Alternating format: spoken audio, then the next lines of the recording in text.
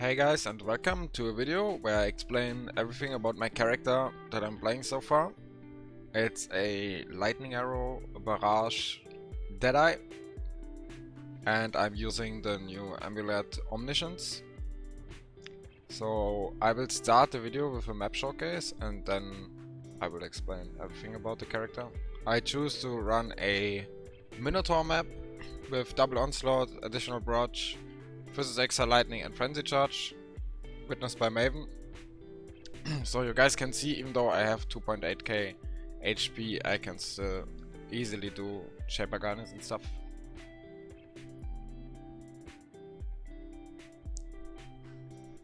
So the map clear is actually pretty insane. With Lightning Arrow setup, I'm using GMP and Fork and Mirage Archer as support gems, and I'm only using a 5-link. And as you can see, I can easily clear only using Lightning Arrow. Even rare mobs I can kill with Lightning Arrow only.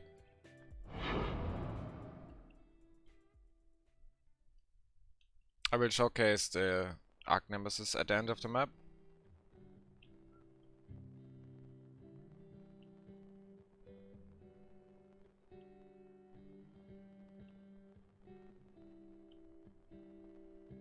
So yeah, as you can see, even though I'm using GMP, Fork and Mirage Archer in the clearing setup, I can kill all the rare mobs only using Lightning Arrow. Barrage is only for like tanky Arc Nemesis mobs or the map bosses themselves.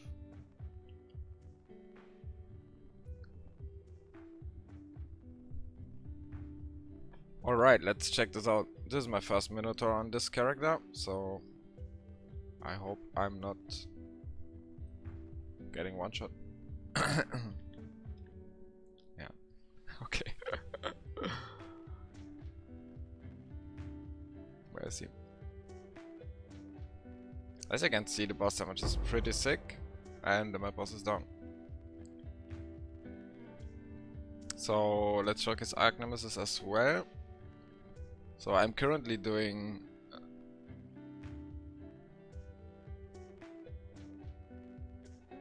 the, how you call it, Innocence Touched with the currency. So I'm farming up for that. I will do a Necromancer receipt and probably Ice Prison receipt. Depends on what I have.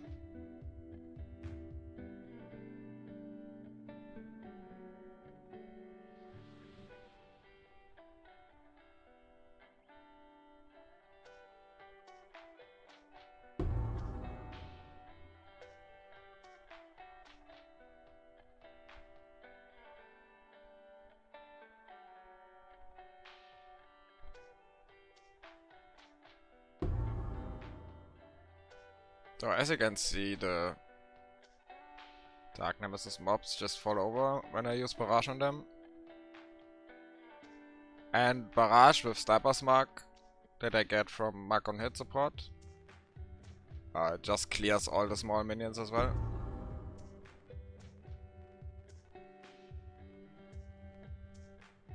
Alright, that's the map showcase.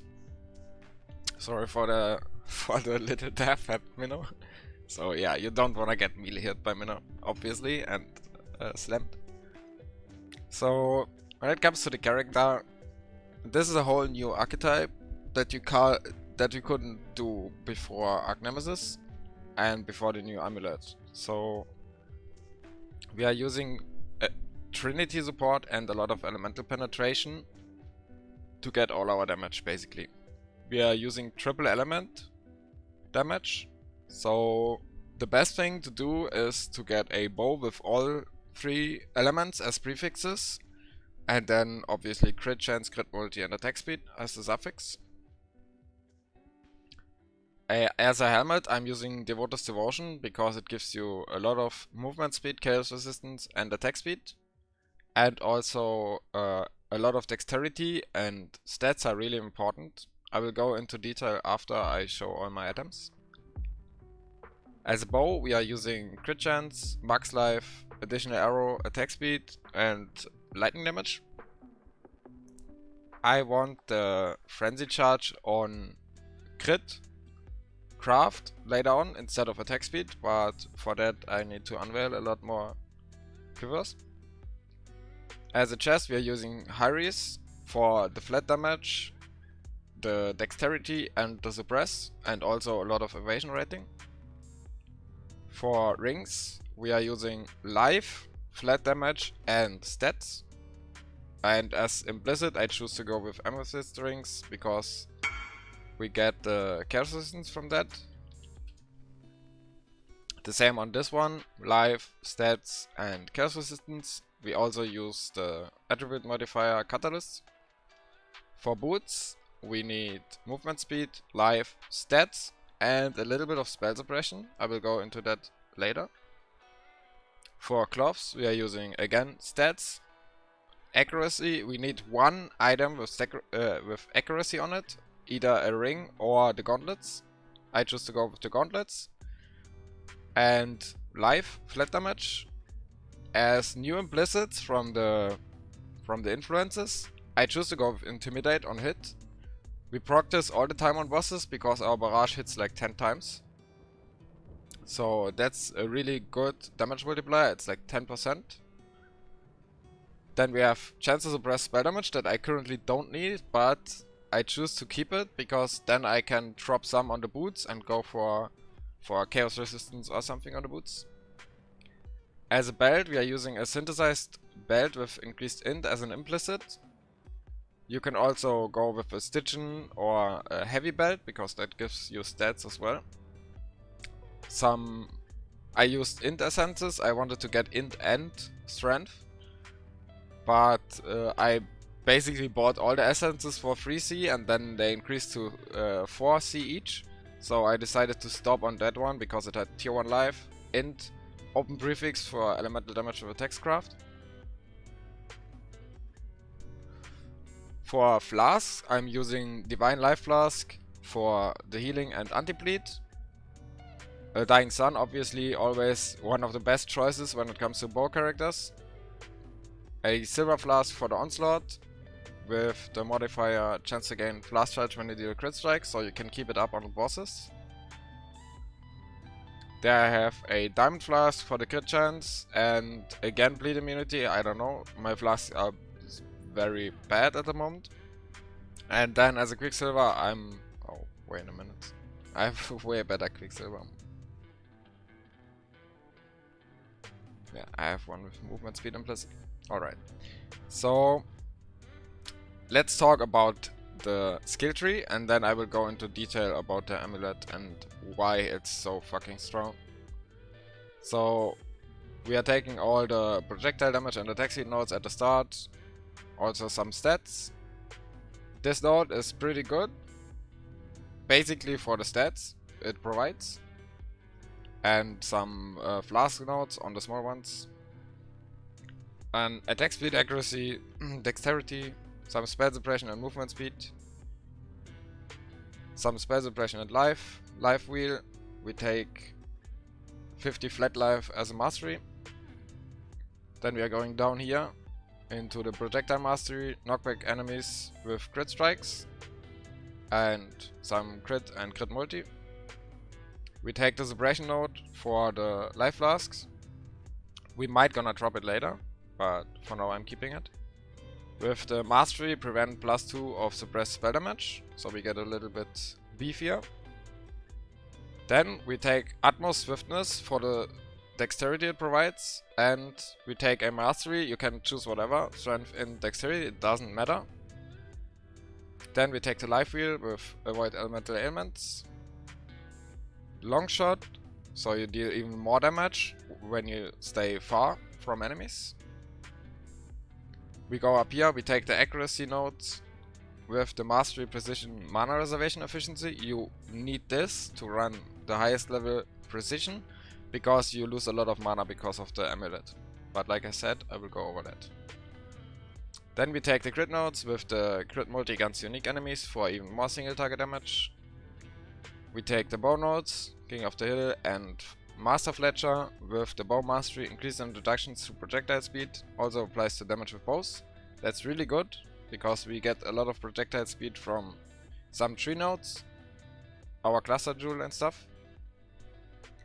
Then Survivalist for some resistance evasion rating, and when I level up one more level, I will take the evasion rating from your body armor. Then we take the suppression wheel with crit chance is increased by chance to suppress spell damage. That basically gives you 100% crit chance. It's really good. Then we take the leech node without any mastery, the life node with 10% max life.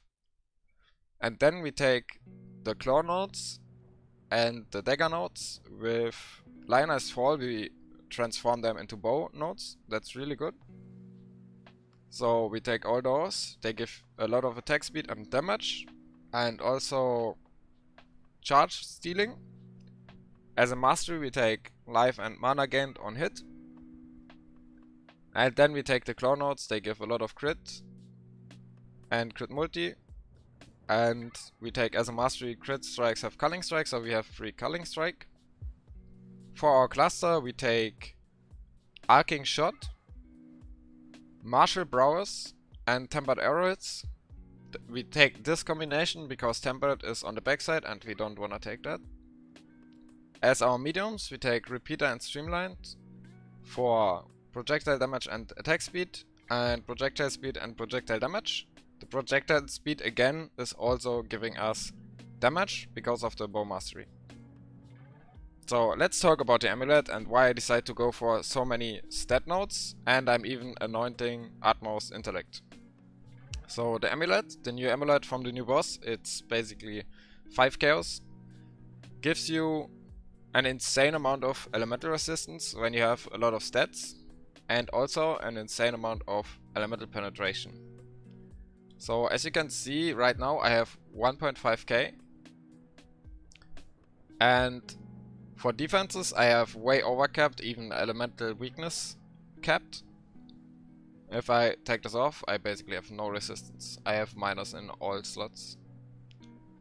So the amulet is pretty strong. You lose some things from your stats because you have no more stats. You lose accuracy, that's why we need accuracy on the cloths. You lose mana, that's why we need the precision mastery. And you lose life. But since we are a bow character and never face tanking anything or stuff, you don't need that much life. So we currently sitting at 2.8k, I'm aiming for like 3.5k later with some gear upgrades. And that should be enough to do everything in the game. We are spell suppression capped, we prevent 55% of damage. And then we have the tailwind from the Deadeye. We have the Mark Mastery that also gives us 25% less damage taken from other enemies. We have Far Shot for even more damage when you are far away and our barrage doesn't spread anymore. And we are using endless munitions, obviously for the 2 additional arrows. When it comes to links, my clear setup is currently Lightning Arrow, Fork support, Mirage Archer, GMP and Trinity support. We are going with Trinity because we are obviously using all 3 elements, so we always have the max amount of Trinity damage. Blink Arrow as a single link. In our Barrage setup we are using Divergent Barrage, it gives you more attack speed, that's really nice. Hypothermia for the extra damage. Increase crit strikes to get our crit as close as possible to 100%. Trinity support again. Elemental damage with attacks and inspiration. So we have a castle and have portal. Obviously if you play softcore that's one of the best links you can have. Then we are using Steel Skin and increased duration. We are using that on our left mouse button to have it up most of the time. In our gauntlets we are using Anger and Flame Dash. Anger as our damage aura. You can also go with Wrath or Hatred, whatever you have least damage. So if you on your bow right now I have Fire and Lightning and some cold. I could also go with Hatred.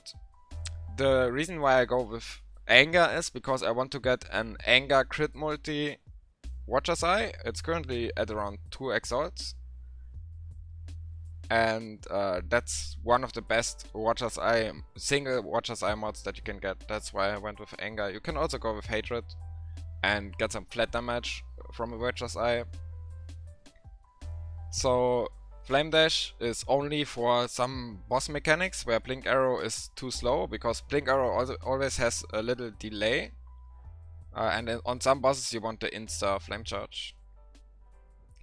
In our boots we are using Mark on Hit Sniper's Mark, because Sniper's Mark is one of the most broken marks or curses in the game for projectile skills. Then we use Precision level 21 and Herald of Ice for the clearing and also the corpse removal.